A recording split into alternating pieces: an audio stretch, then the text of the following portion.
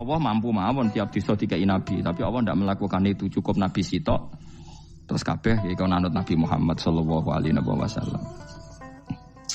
Mulane ana guyonan wong Arab wong Jawa apik endi? Apik wong Jawa aja. Ke wong Arab iku cara obat iku dosis tinggi, mulane dikirimi nabi. Wong Jawa cukup mudin, cukup kiai wis Islam. Dadi rapati salah lah. Penyakitnya ringan, jadi diobati kiai iku wis dadi iman. Nah wong Arab kudu napa? Nabi. Berarti penyakit berat mbek ringan apik endi? Apik ringan, mulane jare kiai Jawa kita ya apik wong Jawa kus mbek wong Arab. Mergo ora butuh napa? Nabi. Berarti dosisnya kan kecil ya, rendah. Sauni-uni mus. Wong bingung, ngono kok omongane wong napa? Bingung. Lha opo nganalisis ngono barang. Ya wong nganggur iku repot terus.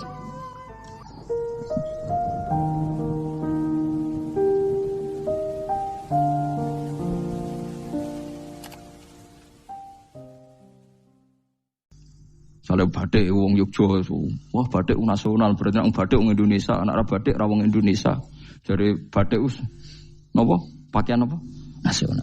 Ya wong golek hadis nganti ngelu kesunatan ibadah nggo klambi putih. Ora ana kesunatan ibadah nggo klambi napa? Batik. Tapi nek kowe wong alim ben diarani klambi putih gak wajib, kudu kadang-kadang nganggo batik, nggo nunjukno nek nganggo putih iku. Saya tuh seingat saya belum pernah ngaji gak pakai baju putih. Karena pikiranku sudah sering ditanya, Gus kowe wong alim ora tau jubahan. Nah jubahan koyo wong Arab. Nak batik kesane kok ora sunah Rasul seneng putih, setengah-tengah nganggo hem putih wis sunah Rasul tapi tetep Indonesia. Wis tak pikir nonton. Lah rugen ra mikir nganggo batik. Tapi itu tadi saya masih husnudzon. Jika jadi tren nganggo klambi hem putih dianggap wajib, harus ada yang pakai batik untuk menunjukkan kalau ndak wajib. Lah mungkin dia termasuk begitu melok. Makome dekne iku wis nglurusno. Itu ndak tahu saya kalau. Oh itu berarti sudah tinggi, kelasnya sudah tinggi. Jadi menurut saya tengah-tengah ya pakai hem putih kalau sholat. Tengah-tengahnya adalah nak jubah terlalu Arab. Nak batik be Nabi ngendikan kesunatane ibadah itu pakai putih. Nganggo mori kok wong mati ya sudah hem, ya sudah tengah-tengah. Menurut saya, sama ndak harus ikut saya. Tapi jika itu dianggap wajib, kadang-kadang jangan pakai putih. Seperti Jabir bin Abdullah itu terang-terangan, sama tak ceritani. Dulu ketika Jabir bin Abdullah sahabat yang terkenal itu Jabir itu termasuk minas sabiqin al-awwalin itu. Jabir itu sholat di masjid itu bajunya dicopot. Terus sarongan itu dicancang di gulu. Kayak wong kuno-kuno. Sarongan sitok dicancang di gulu. Bawa baju diletakkan di sokol masjid. Setelah itu orang tabi'in melihat dia secara sinis. Tabi'in itu generasi setelah sahabat. Marah-marah ketika dimaki, masa engkau sahabatnya Nabi sholat Bisau bin Wahid. Pakai baju satu dicancang bisa. Terus Jabir mulai cerita. Kamu jangan bilang pakai serban itu sunat. Kamu jangan bilang pakai jubah sunat. Bagaimanapun menjadi sunat karena kamu punya. Sehingga kamu bilang sunat karena kamu punya. Dulu kita zaman Rasulullah masih hidup. Kita semua itu tidak punya baju. Punyanya satu. Sehingga Nabi tidak berani mensunatkan pakai baju dua. Kesunatan serban. Karena kita hanya punya pakai baju satu. Kita harus mikir bagaimanapun di antara kesunatan itu karena kita mampu. Setelah tidak mampu tidak ada sunat. Terus Jabir mulai marah-marah, termasuk yang diceritakan. Kalau kamu bungkus orang mati gimana? Ya tak bungkus utuh sampai sikil bedasi raketok. Ya kan ya, ini orang mati dibungkus sempurna tuh. Nanti kok pepes itu ya dibungkus, terus bariku lagi dibuka raine ya mus. Sing mudin-mudin rai ya. Terus Jabir cerita. Cara kowe wajib ta ora jare Jabir? Nggih wajib. Ya wajib mergo iso. Terus dia cerita, dulu Sayyid Hamzah, dulu bapak saya Abdullah, Jabir bin Abdullah. Itu saking gak adanya baju.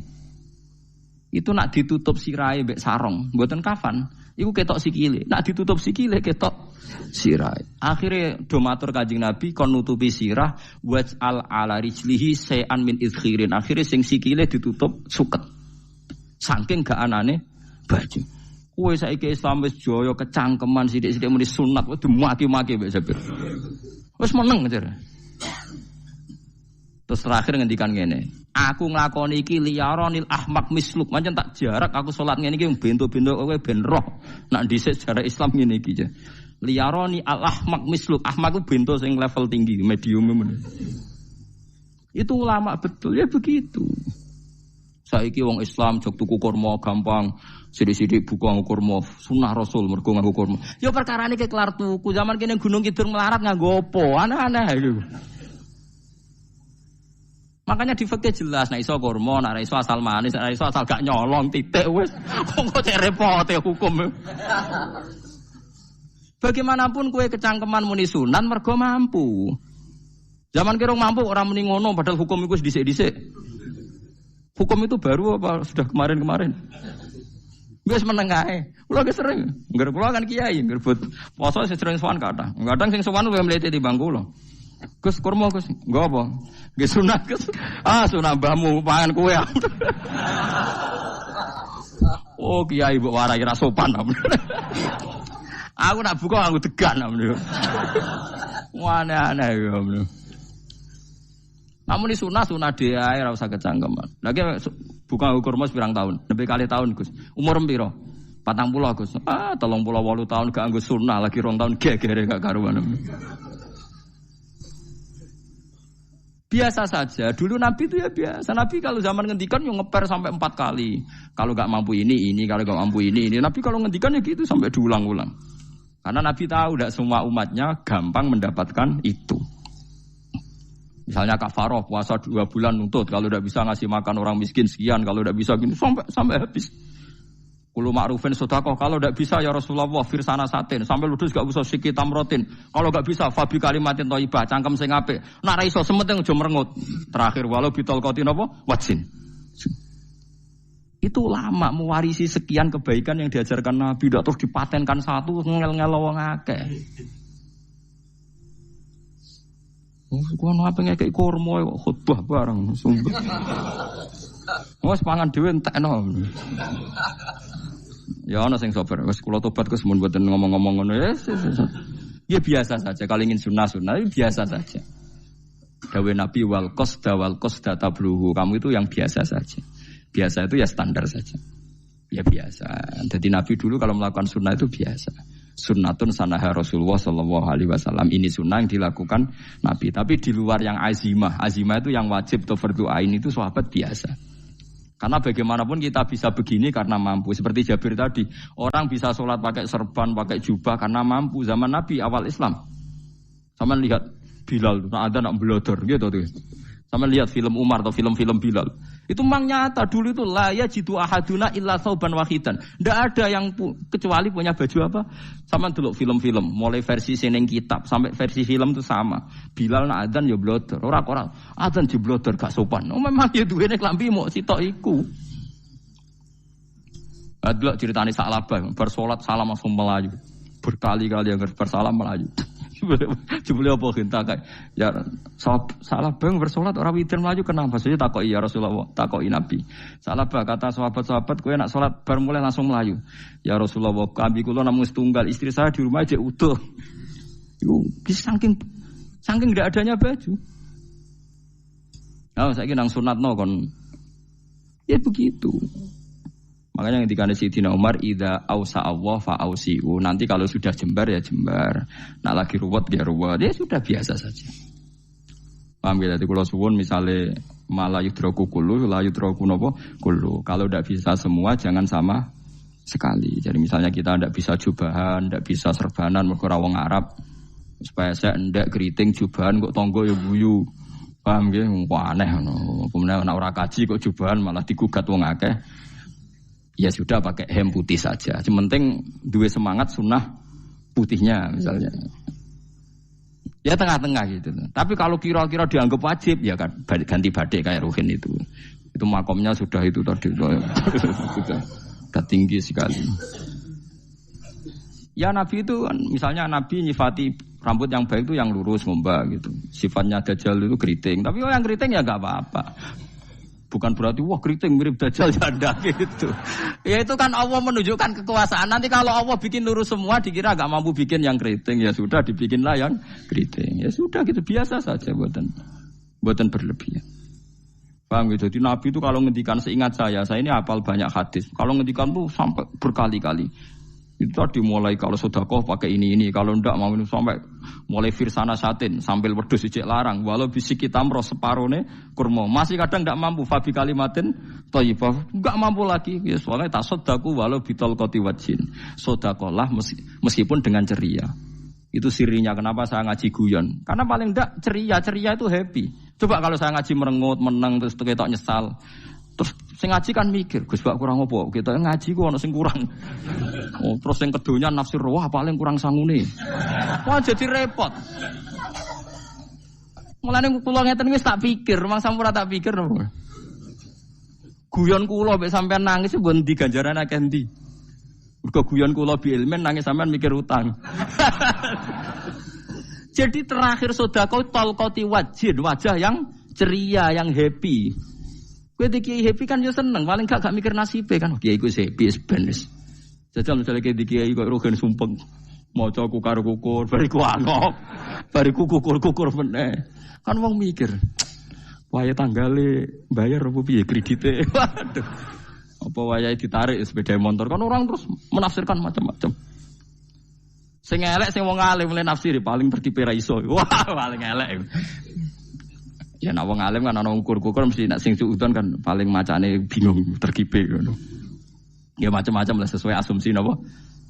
Jadi kula suwun sama nek dadi kiai nek ra iso sedekah macamnya terakhir ceria. Mergo Nabi ngendikane terakhir tasaddaku walau bitol qati wajhin. Bersedekahlah meskipun dengan keceriaan napa muka atau wajah.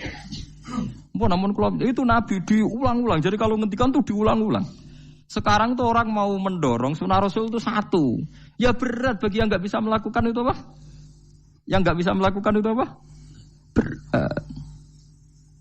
Jadi dibacalah hadis itu dibaca utuh. Ya bukan kita apa ya sekolah kepingine kabeh umat Nabi itu happy. Mergo selama itu tidak maksiat berarti anut ajaran Kanjeng Nabi Muhammad sallallahu alaihi wasallam. Ma khuyira Rasulullah baina amrayni ilakhtara aisarohuma malam yakun isman. Rasulullah itu tidak pernah disuruh milih dua hal yang berbeda kecuali milih yang paling gampang. Asal itu tidak barang dosa. Itu hadis muttafaq alaih. Ma khuyira Rasulullah baina amrayni ilakhtara napa aisarohuma malam yakun napa isman. Jadi Nabi itu tidak disuruh milih dua hal, mesti milih yang paling gampang asal tidak nopo dosa. Makanya Nabi kalau ditanya ya Rasulullah sampai nanti tawaf pakai unta apa ndak? Kesel ndi? Nggak kesel melaku, ya naik unta saja. Makanya Nabi kalau tawaf itu dulu pakai apa?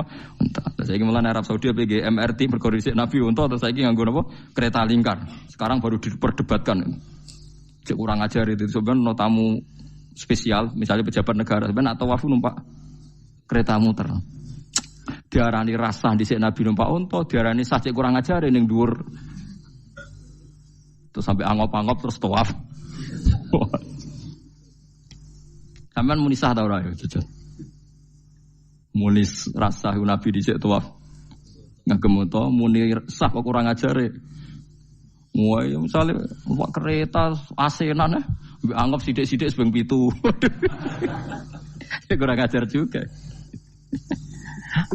Saat ini lebih diperdebatkan, tapi ya mbak, saya bakas ngono ben ngerti hukum sampean, ben ora nak kiai ku bingung, ulama yo mikir hukum. Iku ketok ceria kula, sampean ora bingung ora ceria. Fa aba mongko mo sapa aksarun nasi sapa akeh manusa mo ila kufuron kecuali ngafirin nikmate Allah juhudan tegese ingkar li nikmati maring nikmat haitsu qalu sekirane ngucap sapa kufar mutir nabi nawi kada mutir nadien kaeringi udan kita binawi kada sebab posisi bintang sing ngene iki walau syi'na la ba'atsna fi kulli qaryatin nadhira walau syi'na umpama ngersakno ingsun Allah la ba'atsna yektine nugasno ingsun utawa ngutus ingsun fi kulli qaryatin ing dalam saben-saben daerah desa nadhiron ing wong sing ngelingno. Umpama wong ngersakno kabeh desa ya di nabi, tapi kok kakek nabi malah repot kan. Yukhawifu kang ngekeki peringatan sapa nabi ahlah ing penduduk Korea. Walakin ba'asnaka tetapi ning ngutus ingsun ka ing sira Muhammad ila ahli qura maring kabeh penduduk kuliah sekobane ahli qura nadhiron khalidati nadhir khalidati nabi liya'zuma supaya gedhe apa ajruka ganjaran sira. Tapi kabeh nabi niku nggih pokoke Allah mampu mawon tiap desa dikai nabi, tapi Allah ndak melakukan itu, cukup nabi sitok. Terus kabeh ya kon anut Nabi Muhammad sallallahu alaihi wasallam. Mulane ana guyonan wong Arab wong Jawa apik endi? Apik wong Jawa aja. Ke wong Arab iku cara obat iku dosis tinggi, mulane dikirimi Nabi. Wong Jawa cukup mudin, cukup kiai wis Islam. Dadi rapati salah lah. Penyakitnya ringan, jadi diobati kiai wis dadi iman. Nah wong Arab kudu napa? Nabi. Berarti penyakit berat be ringan apik endi? Apik ringan, mulane jare kiai Jawa kita apik wong Jawa Gus be wong Arab. Mergo ora butuh napa? Nabi. Berarti dosisnya kan kecil ya rendah. Sauni-uni mus. Wong bingung, ngono kok omongane wong napa? Bingung. Lha opo nganalisis ngono barang. Ya wong nganggur iku repot wis.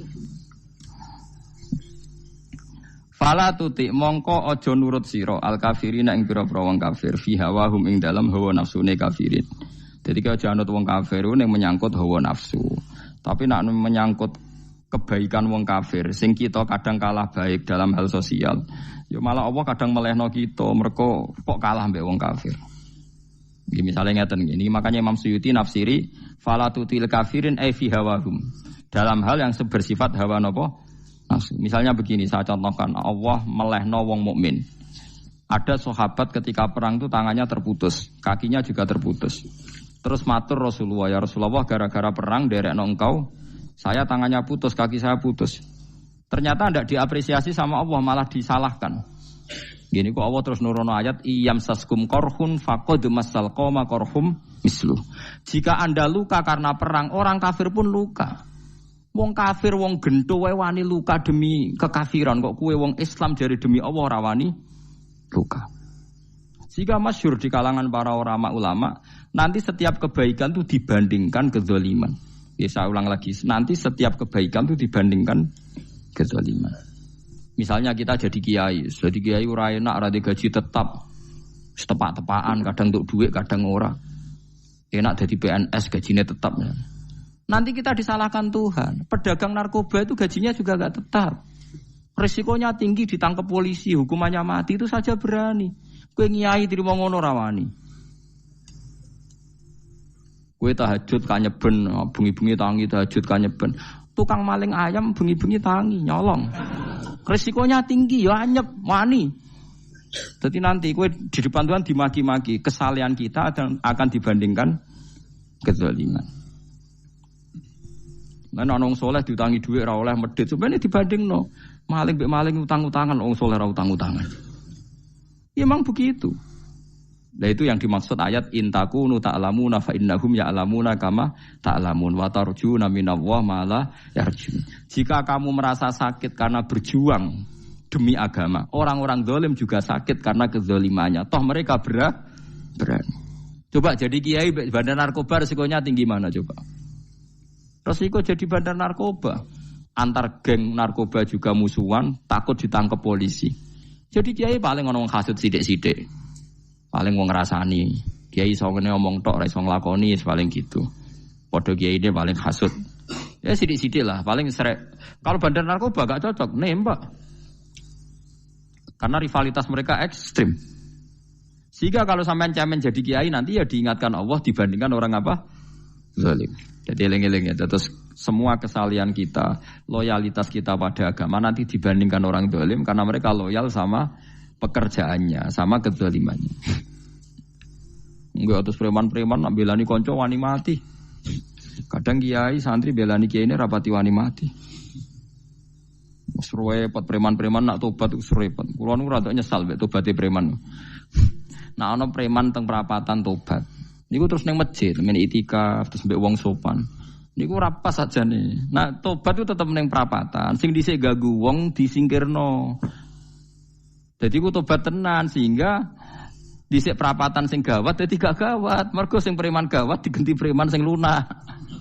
Ora terus ning masjid ya sing iki tetep diganti generasine ngono.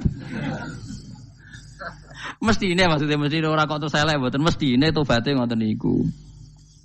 Sayyidina Umar itu dulu itu menakut-nakuti orang Islam. Angger ana ndekne wong Islam wedi kabeh. Terus Abu Bakar ya wedi kabeh wedi. Suatu saat Rasulullah mlaku-mlaku ngerti Umar gulut ning ukat, menangan. Kata Rasulullah andikan yang Islam itu hebat Islam. Hanya Rasulullah berdoa wa ma'izal Islam fi Umar. Akhirnya Umar masuk Islam. Hari Kamis masuk Islamnya. Wis kira tau mikir to sadinane kula roh sadinane dongane Kamis masuk Islam Jumat. Ning omahe adike ning gone IP-ne. Mergo diwacana Quran surat Toha. Bareng Islam metuki Nabi, mon walhasil bareng Islam teng Zaid bin Arqam ning mbene Nabi terus langsung marani omahe Abu Jahal ora terus ning masjid menenge mboten langsung marani Abu Jahal. Angger ki ganggu Nabi tak pateni. Bariku marani Abu Jahal. Aku saiki wis Islam iki ganggu Nabi tak pateni. Gentenan wong kafir sing delik. Paham nggih? Dadi enak lho maksudnya. Lah misale terus Umar dadi sopan santun terus ketemu wong dilo, ketemu Abu Lahab monggo derek akhir. Wah. Kacau. Artinya enggak ada perubahan kan kalau gitu. Lan Ruhin mantan preman mboten kok tobaté ning kene ora roh. Mboten harus kiai dene. Mestine ngoten. Makanya Wahsy itu yang bunuh Sayyid siapa? Hamzah. Karena dia disuruh Hindun itu, istrinya Abi Sufyan itu. Itu setelah membunuh Sayyid Hamzah dan dia Islam. Dan Nabi tidak siap melihat wajah Wahsy. Sumpahnya Wahsy apa?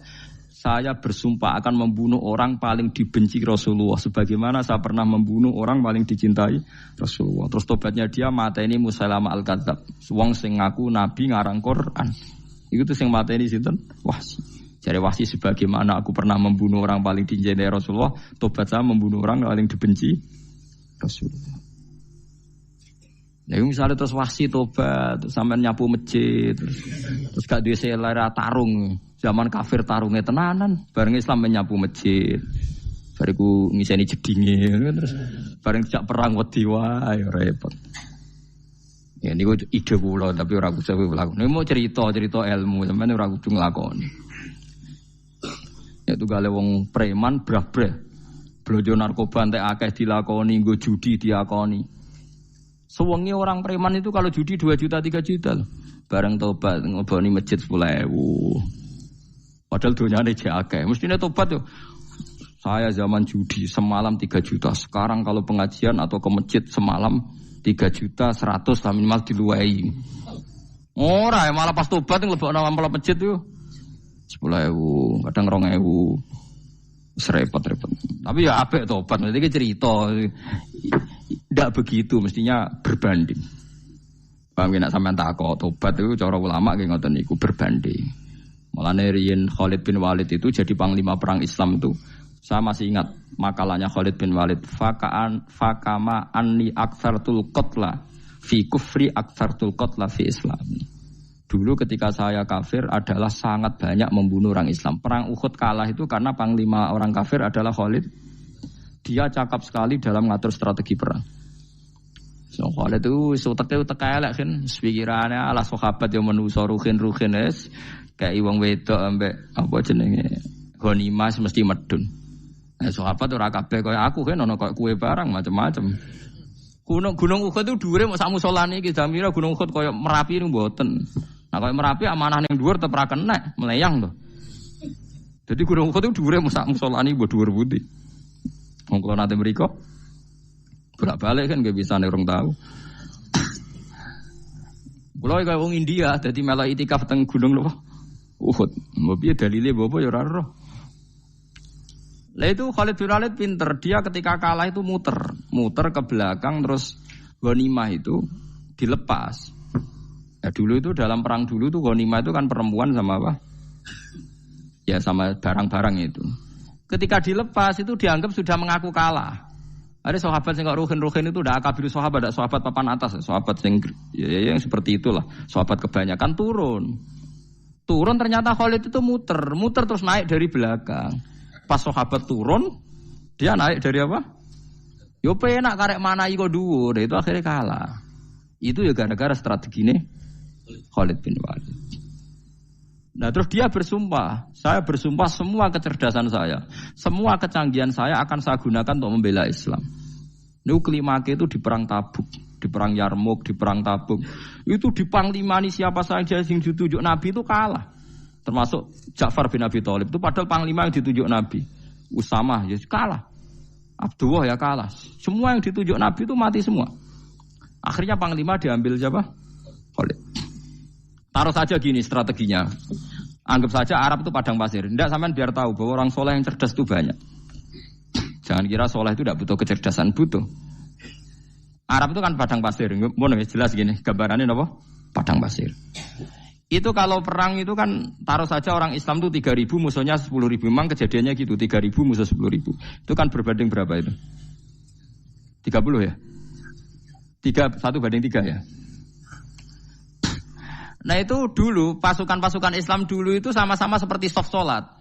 Jadi memanjang.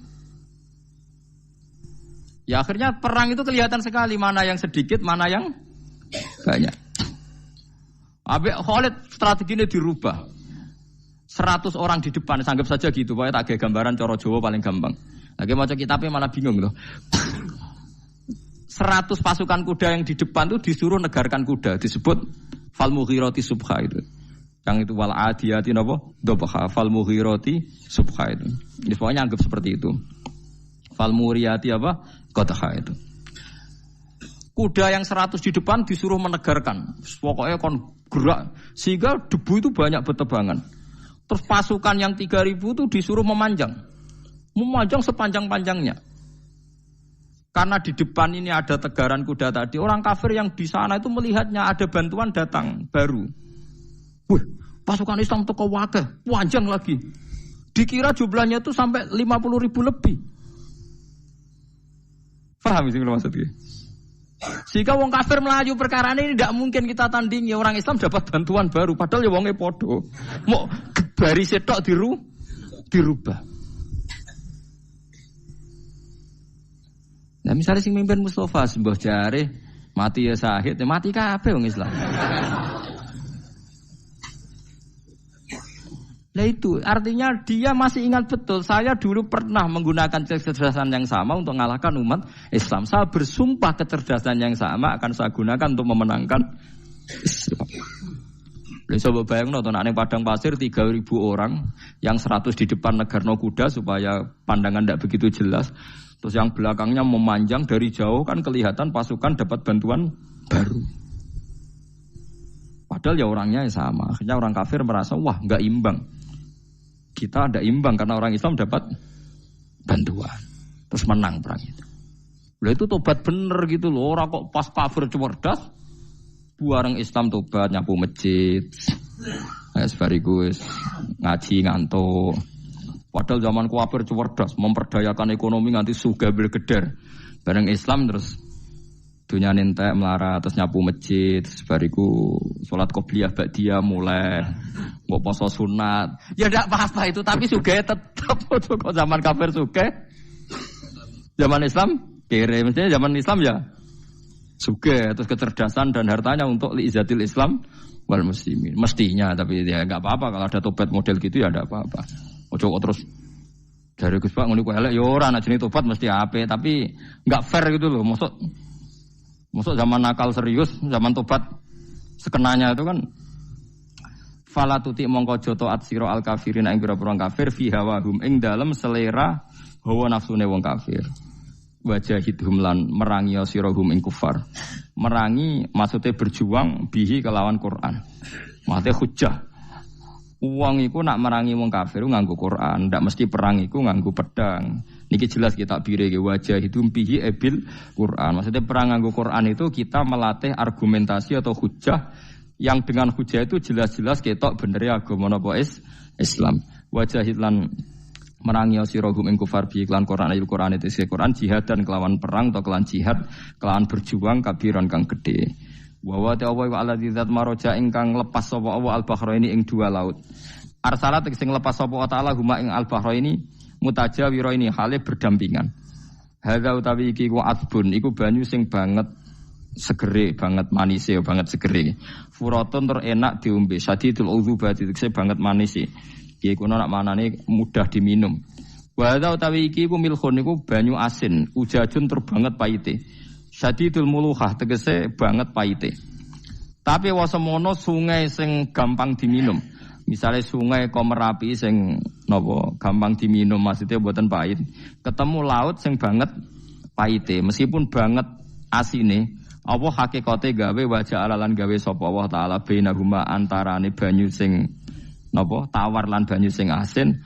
Allah gawe barzakhon ing pemisah. Hajizan tegese pemisah. Kita ndak tahu pemisahnya piye, pokoke akeh sing cerita banyak di tengah laut itu air napa tawar. Layah tali itu ora campur apa hadu masalah sijine banyu asin lan banyu tawar bil akhir iklan sing liya. Mergo wonten apa hajiz, wonten apa hajiz, ana pembatas.